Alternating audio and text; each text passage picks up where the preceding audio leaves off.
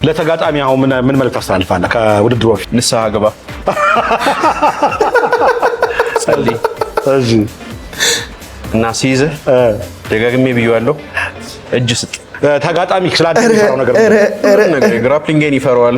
እሺ ምን ይሄ ልጅ ግን ብዙ ሰዎች ነው እሱን በጁጂትሱ መሬት ላይ ከወረደ ብቻ ማሸነፍ ይመስላቸዋል። ግን መፍራት ያለበት ከግራፕሊንግ በላይ የኔ ስትራይኪንግ አቢሊቲ እና የኖክአውት ፓወር ነው። በጣም ኤክስፕሎሲቭ፣ በጣም አሪፍ ካርዲዮ አለኝ። ንስሐ ግቡ። በጣም ስማርት በሆነ መንገድ ነው ፋይት ማድረገው። ስለዚህ ላይክ ተአምር መፈጠር አለበት። ታስታውቃለህ እኮ ከባድ ነው።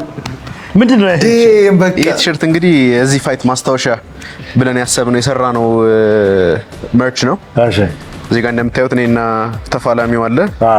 ንቃተሊና ነኝ። መንቁላል ሲመታ መንፈሱ ሲወጣ ይታያል። እዚህ ጋር መንፈሱ ሀያ ነው። ከረኮ ደግሞ የሁለቱ አይን አንድ አይነት ነው። ታወዝደን ኢንቴንሽናሊ